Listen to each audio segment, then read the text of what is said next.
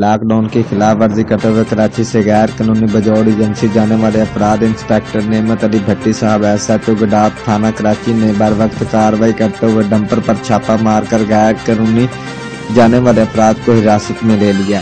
SHO گڈاف تھانہ نے نمائندہ جیو ایکسپریس کو بتلایا زیر حراست افراد نے کراچی سے بجوڑ ایجنسی کے لیے ڈمپر کو 2 لاکھ کرایہ پر مقرر کیا تھا۔ انہوں نے مزید بتلایا کہ ہمیں خفیہ اطلاع ملی کہ آج بذریعہ ڈمپر 60 افراد کراچی سے بجوڑ ایجنسی جا رہے ہیں۔ میں نے اپنی نفری کے ہمراہ سنیپ چیکنگ کر کے اس ڈمپر کو اپنے حراست میں لے لیا اور 3 گھنٹے بعد تمام افراد کو رہا کر دیا اور ڈمپر کے ڈرائیور کے خلاف مقدمہ درج کر کے تفتیش شروع کر دی ہے۔